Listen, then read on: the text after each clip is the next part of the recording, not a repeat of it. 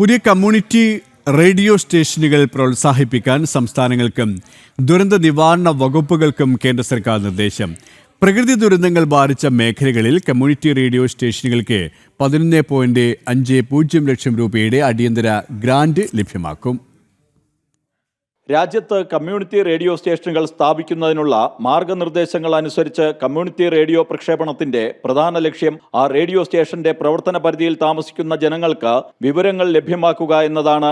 പാരിസ്ഥിതിക അടിയന്തര സാഹചര്യങ്ങൾ, പ്രകൃതി ദുരന്തങ്ങൾ, പൊതുതാൽപര്യമല്ലെങ്കിൽ സമാനമായ സാഹചര്യങ്ങൾ എന്നിവയിൽ ആവശ്യമാണെന്ന് കരുതുന്ന ഏതൊരു പ്രത്യേക സന്ദേശവും പ്രക്ഷേപണം ചെയ്യുന്നതിന് കമ്മ്യൂണിറ്റി റേഡിയോ സ്റ്റേഷനുകൾക്ക് നിർദ്ദേശം നൽകാൻ സർക്കാരിന് അധികാരമുണ്ട്. ഇത്തരം നിർദ്ദേശങ്ങൾ പാലിക്കാൻ റേഡിയോ നടത്തിപ്പിന് അനുമതി ലഭിച്ചവർ ബാധ്യസ്ഥരാണെന്ന് കേന്ദ്ര സർക്കാർ വ്യക്തമാക്കി. പ്രകൃതി ദുരന്തങ്ങളിലും മറ്റ് അടിയന്തര സാഹചര്യങ്ങളിലും പ്രാദേശിക ഭാഷകളിൽ കൃത്യസമയത്തും വിശ്വാസയോഗ്യവുമായ വിവരങ്ങൾ പ്രക്ഷേപണം ചെയ്യുന്നതിൽ കമ്മ്യൂണിറ്റി റേഡിയോ സ്റ്റേഷനുകൾ പ്രധാന പങ്ക് വഹിക്കുന്നു. പ്രാദേശിക ജനവിഭാഗങ്ങളുടെ വിവരാവശ്യങ്ങൾ നിറവേറ്റുന്നതിൽ കമ്മ്യൂണിറ്റി റേഡിയോ സ്റ്റേഷനുകൾക്ക് പ്രാധാന്യമുണ്ട്.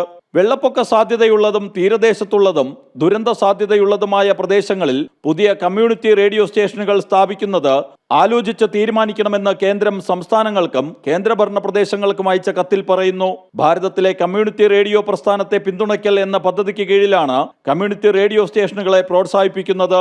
ഈ പദ്ധതി 2026, 2027 മുതൽ 2030-31 വരെയുള്ള കാലയളവിലേക്ക് 50 കോടി രൂപയുടെ വകയിരുത്തലോടെ തുടരാൻ കേന്ദ്ര സർക്കാർ അനുമതി നൽകി. ജനം, ഡൽഹി.